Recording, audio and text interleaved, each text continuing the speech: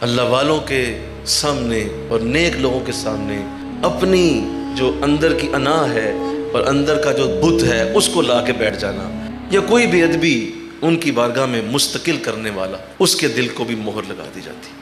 حضرت بایزید بستامی رحمۃ اللہ علیہ، آپ تشریف فرما تھے، اپنے زانوں سمیٹ کے بیٹھے ہوئے تھے، تو آپ نے ٹانگیں پھیلا دی اور بیٹھ گئے، جس طرح بزرگوں کا انداز ہوتا ہے، بازو کا ٹانگیں سیدھی کر لیتے۔ ایک مرید صاحب نے بیٹھا تھا، اس نے بھی حضرت کو دیکھا اور اپنی ٹانگیں سیدھی کر لی۔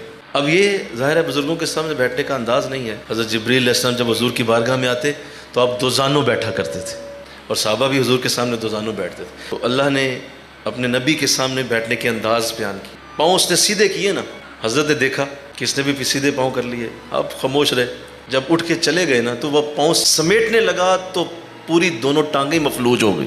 لوگوں نے کہا یہ کیا بنا؟ حضرت آ گئے، کہا ہوا کیا؟ کہا حضور آپ کے سامنے ٹانگیں ہوا۔ بس ٹھیک، اللہ نے بے ادبی پکڑ لی۔ ابھی کسی کے سامنے ایسا انداز کسی صورت نہیں جانے دیتا۔ آپ جب بھی علماء کی خدمت میں جائیں، جب بھی بزرگوں کے سامنے جائیں، جب بھی کسی نیک شخص کی بارگاہ میں جائیں، اپنے آداب پہلے سامنے رکھیں کہ حضرت موجود ہیں، وہ بیٹھے ہوئے ہیں، وہ اٹھیں گے تو اٹھ جائیں گے، وہ جائیں گے تو چلے جائیں گے، وہ چلیں گے تو ہم بھی پیچھے پیچھے چل پڑیں گے۔ ان کے آگے آگے چلنا اور ان کو یوں شو کروانا کہ ہمیں آپ کی پرواہ ہی نہیں ہے، یہ جو اب آپ نے شو کیا ہے نا، آپ کو تو پتہ نہیں چلا، لیکن اللہ نے اس انداز کو پکڑ لینا۔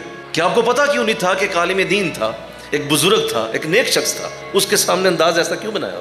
ایک یہ ہے کہ ان کی غیر موجودگی میں فرمایا بعض زبان سے ایسے جملے نکل جاتے ہیں کہ وہ جملے اگر تمہیں پتہ چل جائے تو تمہیں دوزخ میں گرا چکے ہوتے۔ اور جناب تہجدیں پڑھ رہے ہیں، جناب حج کرنے جا رہے ہیں، جناب لمبی داڑھی چھوڑی ہوئی ہے، اور جملہ ایسا بول چکا ہے کہ وہ جہنم کی گہرائی میں گر چکا ہے۔ کسی اللہ والے کی غیر موجودگی میں اس کے لیے بات کہی، اور اس کے لیے وہ نامناسب تھی، بے ادبی والی بات تھی۔ کیوں بولے؟ جو اس کے کاموں میں لگا ہوا ہے، جو اس کی گفتگو کرتا ہے، اس کے نبی کی باتیں کرتا ہے۔ ارے میں ایک انسان ہو کے اس کو سلا دوں گا تو رب کتنا پیار کرتا ہے اس بندے سے۔